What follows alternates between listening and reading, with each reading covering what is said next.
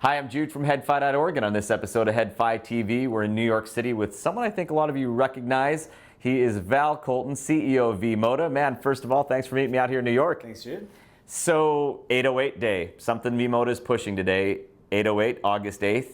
They released the story, the press release at 8:08 a.m. Pacific time. What is the significance of 808 Day? Yeah, so it's a very historical day for V-MODA as we formally announce that we're joining forces with Roland of Japan. So, wow. Okay, so this is, when you say joining forces, we're talking, first of all, we're talking Roland of Japan, the Roland that makes keyboards. Yep. Roland makes electronic drums and a whole bunch of other stuff. That Roland. Yeah, the MI company, music instrument company. Music instrument company, okay, I didn't know what MI meant. So are they buying you? So they're going to actually purchase 70% of V-MODA, and while I retain 30%, and I'll still be the CEO of V-MODA. Okay, this is interesting. So V-MODA will then continue as its own company if you're the CEO. Yeah, so V-MODA and Roland will still be separate companies, and we'll still operate separately, but we'll also collaborate together on many things. Holy cow! Now this will be interesting. So now, big surprise here. So I can't imagine that this was a couple of bean counters from each side, thinking, I think that our two parties can make a really equitable deal. No, I think there's more to it. I mean, I know you. So, I mean, there has to be an interesting story about how you guys did this. Yeah, so it's much more than just a normal business transaction. It was really a transaction that's based off of passion for music and what we can do in the creation, performance, and playback of music. And it was a great story because they came to us a couple years ago after they created the TR-8, which is actually the modern version of the TR-808 and the TR-909, which were legendary drum machines that really created the sounds of house music, techno, and hip hop. And so they actually tested all the headphones and e-Earphones in Tokyo, which we went to at one time, and they found that the Crossfade M100 was the best sounding headphone for what they felt that those drum kits and drum machines and the sounds should sound like in a headphone. No kidding. Okay, so now, for those of you not familiar, e-Earphone is a ginormous headphone dealer in Tokyo. They sell just about every premium headphone known to man, maybe every known headphone known to man. Actually, the first time I was there with you in 2011, I think. I've been there many times since. And so you're saying, so the guys from Roland were there. They listened to a bunch of headphones playing sounds from their TR-8 drum machine. And, well, it does more than drums. It's drums. Well, the drum kit. So drum kit. So yeah, snare. Okay. Bass, kick drum, snare, cymbal, hi-hat, open hi-hat. And so having listened to that on a whole bunch of headphones at e-Earphone, they kind of get to the M100 and this was it for them. Like they were like, this is the best sound. Yeah. Okay. The way that the sound engineers and artists intended it to sound. Yeah. Oh, that's a groovy story. So yeah, I knew there had to be something interesting there. So now they've done this. They've heard it. I mean, I don't think it's like we've heard it. It sounds great. Let's buy V-MODA. I mean, how did this progress? Yeah, so they contacted us and decided that we collaborate on a headphone together for the AIRA series, which would include the TR-8, the TB3, which is a bassline machine, and voice transformer and some other products. And then we decided to create a product called the M100 AIRA edition. And so while we were developing that, we went to a concert and had a dinner, and we're talking about the future of electronic dance and DJ music, and which is a big passion of mine. And we talked about that by collaborating, we could do something that's 1 + 1 is more than 2, and really put together the best of both worlds and create some products that were not only game-changing, but hopefully genre-changing and really are great for all consumers and musicians alike. So the more I think about it, the more I realize, even as surprising as it is as a piece of news, this actually makes a lot of sense. Yeah. In terms of the culture, what both companies do. This is a joining of forces that to me makes a lot of sense. Yeah. I mean, the product categories are complementary, and but the synergies are going to be what's amazing, and being able to really change the game and change the genres with the creation, performance, and playback of music. Yeah, I'm really excited about this and to see what's going to come. So I mean, as long as I've known you, since you started the company, you've had tremendous ambition. Tremendous ambition that sometimes ran into the limitations of being a smaller company. Yeah. and that happened occasionally. Yeah, I mean, we've had a big vision and product roadmap, and sometimes there's more categories than ever nowadays with wireless. We made amplifiers and DACs, and of course you have sport headphones and Bluetooth speakers. So there's a lot of categories that we'd like to enter into, and so this will give us unleash the resources that we need to come out with some of those, but still keep the attention to detail that's known that V-MODA is known for. All right, so that was what I was going to ask. Is like, so this collaboration, this joining of forces, is going to hopefully free that ambition to really go.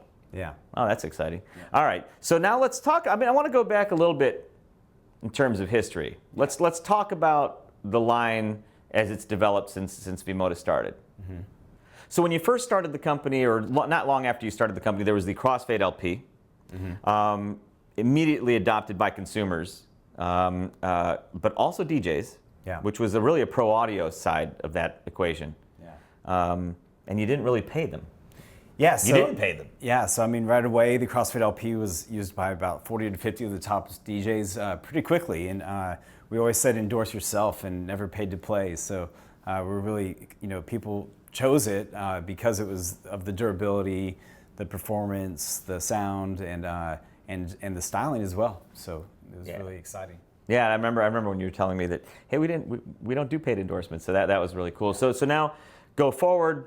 I don't remember how many years to go forward, but I remember you called me, said I have a headphone that I think the headfiers are going to love. It was really something I designed more for audiophiles. It's the headphone that was the M80. Yeah. And you were right. That headphone really was a headphone, still is, I think, with. I mean, I think it's in the arsenal of a lot of headfiers to this day. Yeah. Was just talking about this with one of our frequent posters on headfi, Axel Cloris, and we were talking about the M80 just the other day. Mm-hmm. But you did the M80, and then you did something cooler after that, because you did something with the M80, you voiced it for audiophiles, and then you did the M100, but leading to the M100, you sought the help of our community. Yeah, so the M100 is a really amazing product because it was the first crowdsourced product, but it actually was crowdsourced a little bit by accident because it got leaked out during CES show. I remember that. And then it was on the headfi forums, and we were like, oh my God, what do we do then? Because we were originally developing it just with the DJs in mind and getting their feedback behind the scenes. But then, once it leaked out, we're like, let's take this opportunity to really use the headphone community and editors and people from around the globe with can jams and headphone festivals, and really create a product that not only was to be not only for the DJs, but to be very versatile, and especially to listen to a lot of the audiophiles. And as a matter of fact, the first 200 were sold to the headfi community. Yes, I remember that. And so it was really a great headphone that was really the epitome of versatility, I feel, in the headphone world. Yeah, that was a popular headphone with headfires. It was certainly there was some amount of like a prominent, strong bass, a driving bass. Not as much as the LP, certainly a bit more than the M80. And so, but what do you call modern audiophiles, right? So the audiophiles who like some bass emphasis, they love that headphone, the M100. Yeah, and just like we discussed, the kick drum, the 808 and the 909 kick drum is what we felt is like the right level on the M100, and this is why Roland chose it as to be the headphone that represents the sound of the kick drum of the most popular music today. Yeah, and that's kind of where I was going with that, right? The M100 was for audiophiles, but again, this is now that became from the LP. The M100 really took over on the DJ side for you as the headphone that the DJs were now using. Yeah, I mean, pretty much it's become the de facto standard for DJs today. Over 40% of the world's top 100 DJs are using the M100. Now, Roland is more of a pro audio company, I think it's safe to say. And so, yeah, I mean, again, this is all, I get it. I get why you guys are working together. But I am still very excited to know what's coming down the pike. Yeah, so one of the exciting things is that I'll be a consultant with Roland on their electronic dance and DJ division. So that'll be exciting that I can work on music instruments as well as the headphone line. We can announce a little bit, not too many details, that we're coming out with a Bluetooth speaker. So it'll have some innovative features that we're going to have to wait for.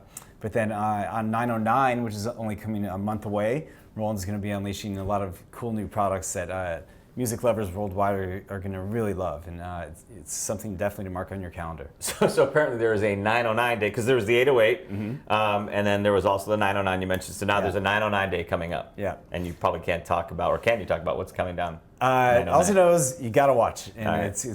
it'll give you chills as music lovers. So it's going to be a great day.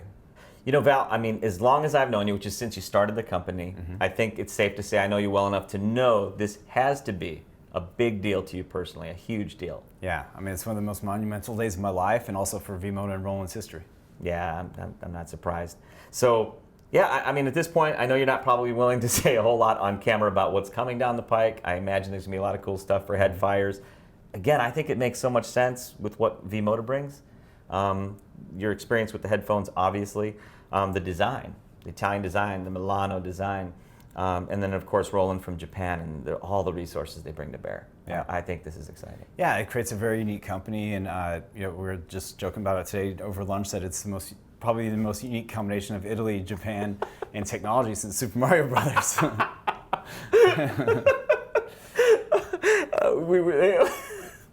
When he said that the first time, we were in a restaurant. Anyways, so I think so, man. Yeah. But again, congratulations to you, and to V-MODA and to Roland. This is exciting news. So now we know what 808 Day is. Again, the joining of forces, V-MODA and Roland of Japan. Exciting times ahead. So let's see what the future brings, man. Congratulations again. Thanks, Jude, and thanks to the headfi community. We couldn't do it without you. All right, until next time, guys.